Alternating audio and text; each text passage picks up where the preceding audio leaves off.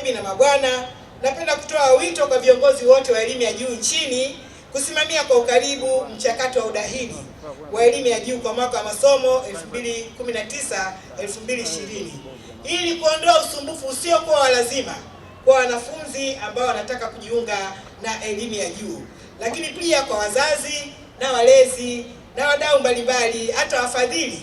Maana mwingine anataka kufadhili, lakini sasa kama taratibu za udahili zisipokuwa vizuri, kwa kweli inakuwa ni usumbufu.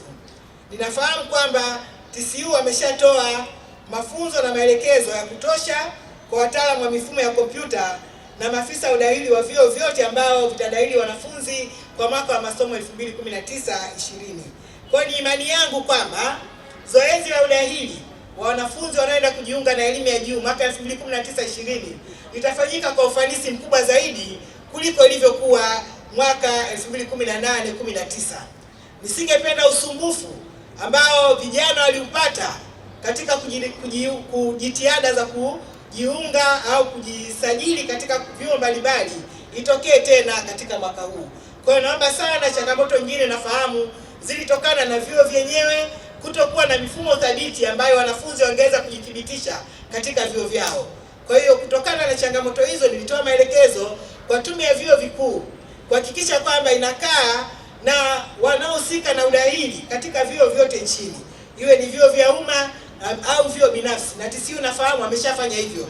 Kwa hiyo nawasihi sana, tusingependa Watanzania wapate usumbufu kujiunga na elimu ya juu, kwa sababu wao wamesoma, wanaweza kufuata maelekezo. Kwa hiyo maelekezo mnayoyatoa hakikisheni kwamba hayataleta mkanganyiko, lakini tuhakikishe kwamba tunafuatilia na kuchukua hatua mahali popote ambapo tutabaini kuna changamoto inajitokeza, kwa sababu mifumo inaweza ikagoma wakati wowote.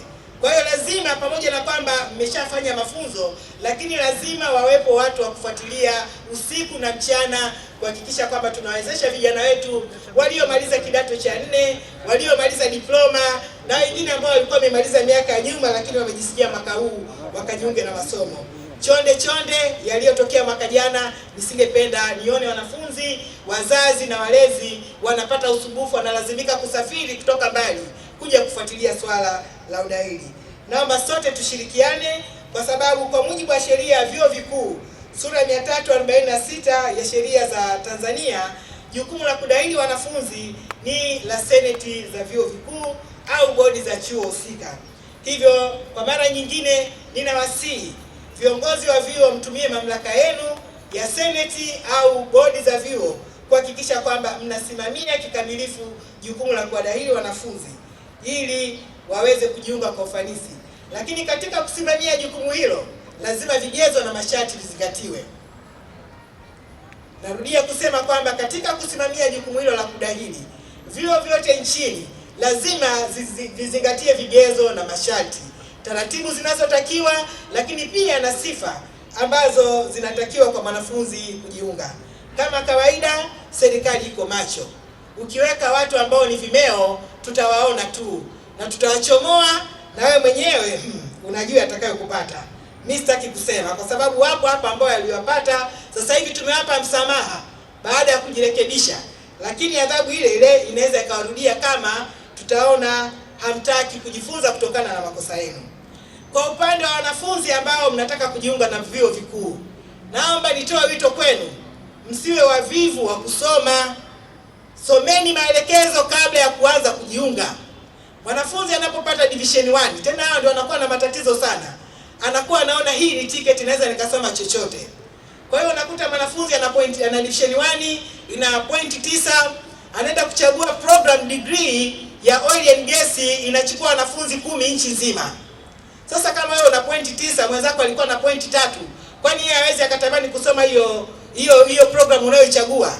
Chagua mahali ambapo utakuwa mshindani, sio unachagua mahali ambapo utakwenda kushindwa. Naomba na wanafunzi mnisikilize vizuri. Serikali haimpangii mwanafunzi program yoyote. Wewe utashindanishwa na wale ambao mwenyewe umeamua kushindana nao. Kwa hiyo kabla ya kujiingiza kwenye ushindani, lazima ujipime kwamba je, utakuwa mshindani?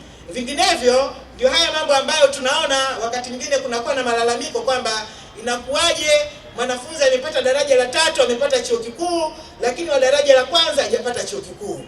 Labda inawezekana daraja la 3 yuko smart, anaangalia programu hii inachukua wanafunzi 1000, anajua katika 1000 angalau na mimi hapa sitakosa. Lakini ninapongangania watu 1000, mnaomba programu inayochukua wanafunzi 20, inachukua wanafunzi 15, lazima tu ujue kwamba kama labda wewe una point 8, una point 7, tayari unakuwa umeshaomba kushindwa. Kwa hiyo naomba sana mjue kwamba utapangiwa program kulingana na we mwenyewe ulipoomba, na utashindanishwa na wale ambao wameomba programu hiyo na sio vinginevyo. Na hamna utaratibu wa kusema kwamba umeshindwa huku utahamishiwa sehemu nyingine. Utaratibu huo haupo, na ndio maana kama mwaka jana tuliona kwamba baadhi ya wanafunzi wenye sifa nzuri, wenye daraja la kwanza, daraja la pili hawakuweza kupata udahili kwa awamu ya kwanza, tukawa tumefungua wigo awamu ya pili ili sasa waweze kuchagua katika programu ambazo bado zina nafasi. Kwa hiyo ni vizuri sana wanafunzi mkasoma maelekezo. Bahati nzuri katika programu ambazo miongozo inatolewa na Tume ya Vyuo Vikuu, kila programu wanakuwa wanaonyesha kwamba mwaka jana walichukua mtu wa mwisho alikuwa na pointi ngapi. Sasa wewe unapoiangalia ile ya mwaka jana, kumbuka kwamba ufaulu wa mwaka huu pia umeongezeka. Sio kama tunaelewana vizuri vijana wangu. Ufaulu wa mwaka huu umeongezeka zaidi. Kwa hiyo unapoangalia ufaulu wa mwaka jana, ongeza na vipointi kidogo vya ongezeko la ufaulu mwaka huu ili uweze kuona kwamba je, wewe unastahili ujitupukize humo au ukaangalie program nyingine ambayo wewe uwe katikati. Usipende kuwa katika ile cut off point kwa sababu unakuwa una riski. Kwa hiyo nadhani wanafunzi mmenielewa, lakini pia katika ile miongozo kuna baadhi ya program ambazo wanakuwa wanaangalia pia ufaulu wako wa baadhi ya masomo katika kidato cha 4. Kwa hiyo unaweza kukuta kwamba unataka kwa mfano kusoma labda building economics. Nakumbuka mwaka jana nilipata kesi kama hizo. Mtu anataka kusoma building economics, ana division 2 lakini hakuchaguliwa kwa sababu inataka awe amefaulu physics kidato cha 4. Kwa hiyo ni vizuri sana mkasoma maelekezo, kwa sababu mwisho wa siku unakuta unajipotezea nafasi kwa sababu tu ya kutosoma maelekezo. Maelekezo kwa kila program matakwa yake yamewekwa. Kwa hiyo naomba usiingie tu kwenye kompyuta unasema mimi nataka kusoma udaktari, wala uangalie vigezo na masharti yake, unaenda tu unachagua. Anza na kusoma maelekezo. Baada ya kusoma maelekezo, angalia una sifa gani, angalia mwenzako mwaka jana aliyechukuliwa wa mwisho alikuwa na sifa gani, alafu ujipime kwamba ujitose humo au ukajitose mahali pengine. Mabibi na mabwana, naomba nihitimishe kwa kuwapongeza tena wote ambao mmeshiriki katika maonyesho haya ambayo kwa hakika